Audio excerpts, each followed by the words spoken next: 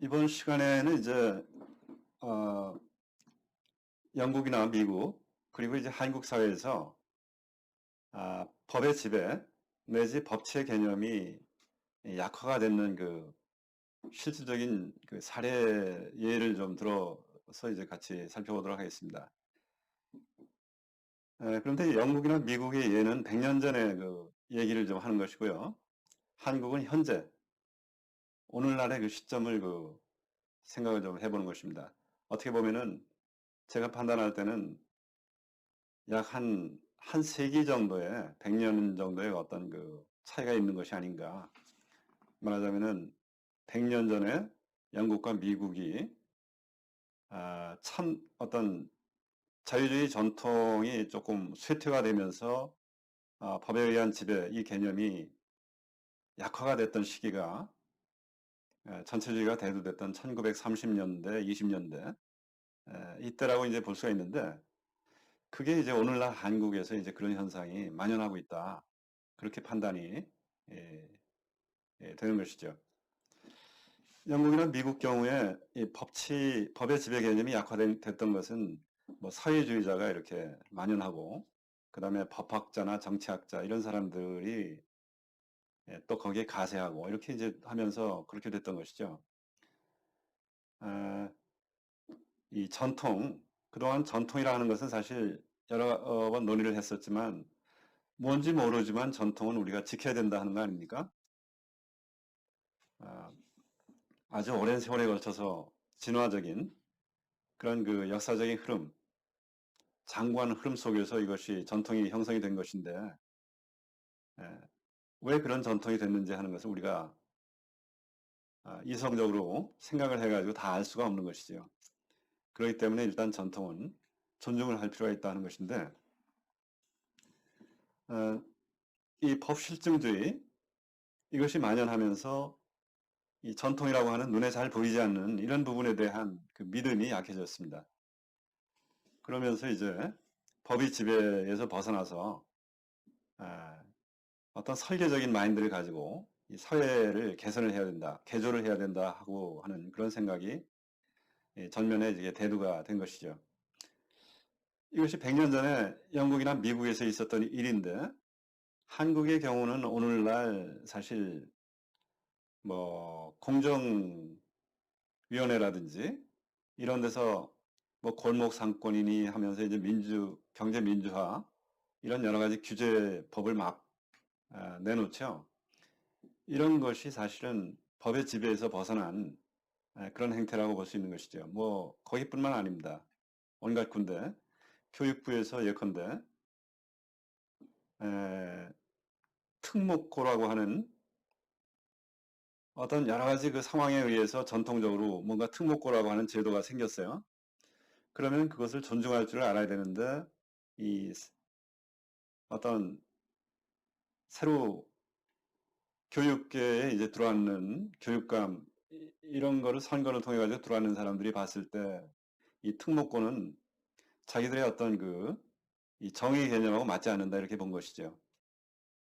아, 교육은 평등해야 되는데 이 특목고는 그런 것 같지가 않다. 이게 눈의 가시처럼 생각이 되니까 이걸 없애기 위해서 그 어떤 제도라고 하는 테두리 속에 보면은 특목고를 뭐 일정 주기마다 이렇게 평가하는 제도가 있는 모양입니다. 이런 거를 평가라고 하는 그 제도를 전면에 내세워 가지고 평가에서 점수가 나쁘니까 내년서부터는 특목고를 할 수가 없다. 이런 식의 에, 말하자면 특목고 이런 거를 말라 죽게 고사시키는 그런 그 정책을 에, 추진한다라든지 이런 것이 바로 법실증주의적인 모든 것은 법이라고 하는 그 이 형식 틀 이런 거를 바탕으로 해가지고 밀어붙이면 된다라고 하는 그런 사조라고 이제 볼 수가 있는 것이죠. 그러면서 정부의 효율, 어떤 사회주의적인 목적 이런 것이 이제 가장 중요하게 이게 대두가 되면서 참된 법이 무엇인가라든지 이런 것은 이제 점점 잊혀지는 그러한 그 흐름이라고 이제 생각을 하면 되겠습니다.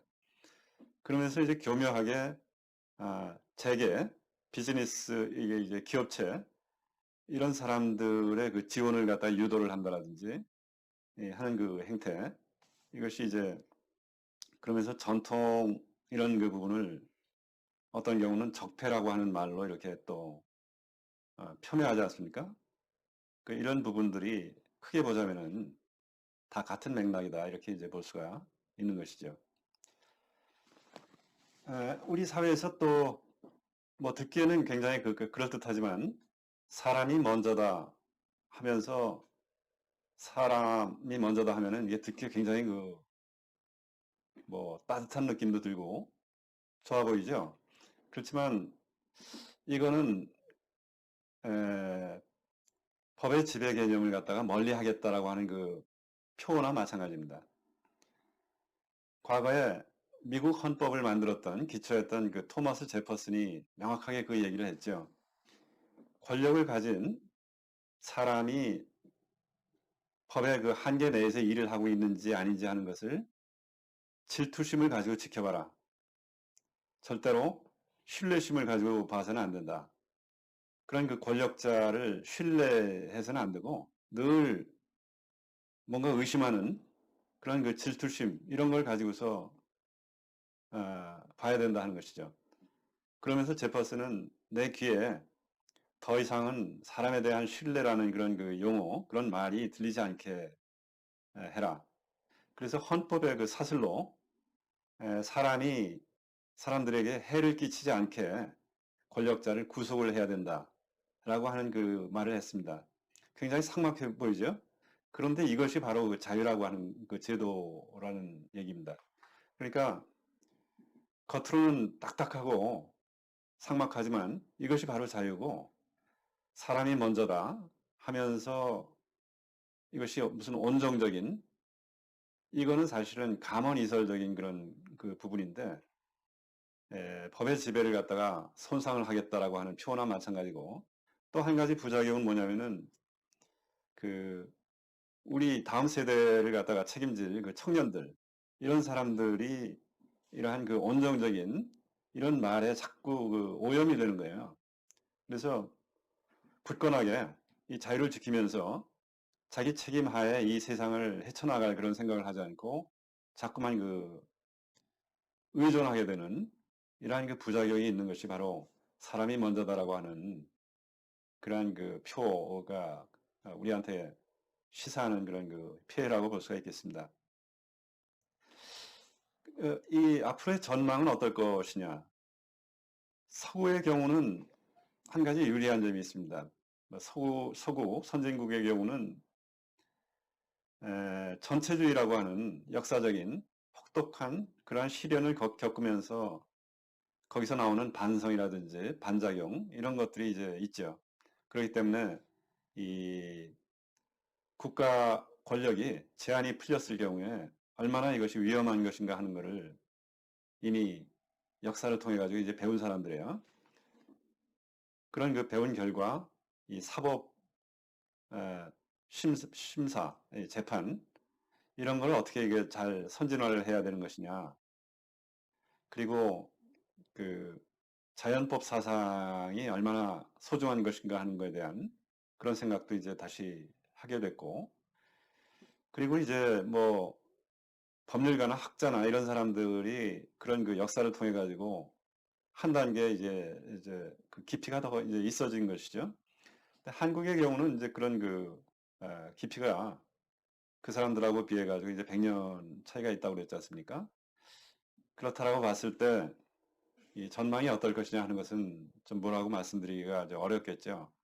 우리도 그런 예컨대 히틀러의 전체주의 이런 거를 겪어봐야만 뭐 배우게 되는 것인지 그것도 알 수가 없는 것이죠. 그러나 이제 희망컨대는 아, 그러한 그 선진국에 합류를 하려면은 그런 식으로 우리가 남들이 이렇게 쭉 성장하고 나갈 때 역사를 거슬러 가지고 그런 질곡에 빠져 가지고서는 이제 우리는 이제 더 이상 희망이 없다라고 볼 수가 있기 때문에 가능하면은 우리가 에, 그거를 실제로 겪지 않고 이거를 이제 배울 수 있으면 제일 좋겠죠. 그러려면 어떻게 해야 될 것인가 하는 거를 좀 같이 잘 생각을 해봤으면 좋겠습니다.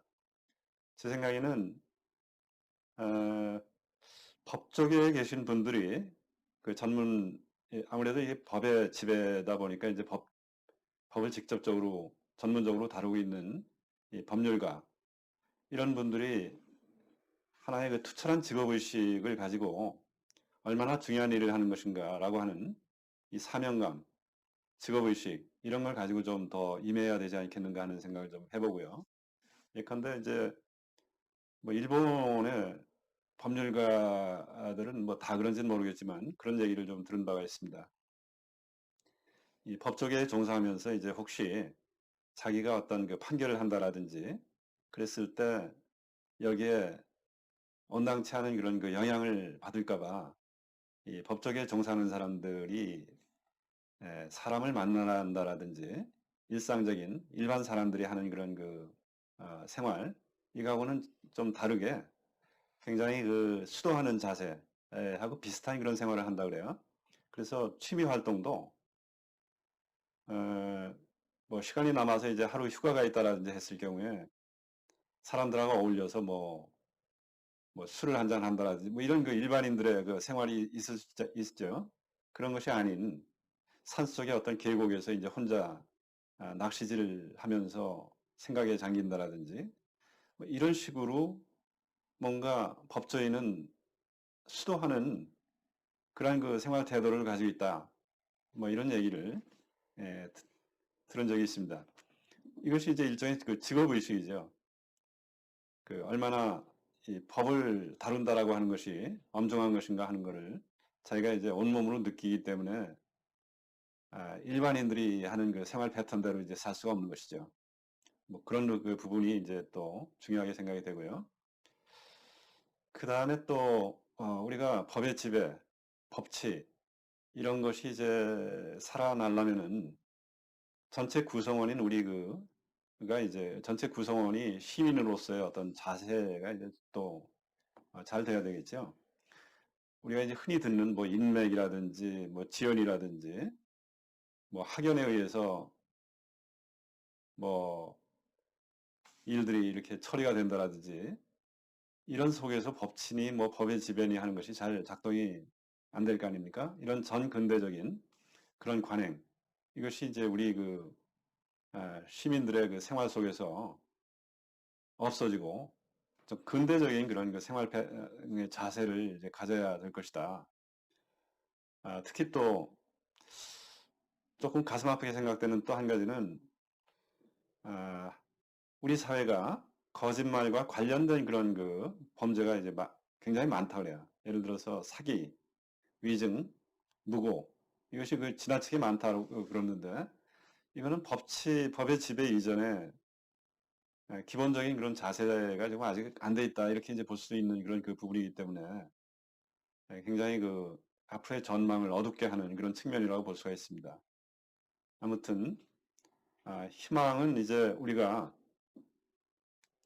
이 법의 지배라고 하는 참된 법이 무엇인가 그런 속에서 이 법치국가의 원리 이것이 잘 작동이 돼야 되는 그런 방향으로 그렇게 됐을 때 이 자유체제가 예, 유지가 되고 성장할 수 있다 하는 그런 말씀을 드리면서 오늘 논의를 끝내도록 하겠습니다. 네, 감사합니다.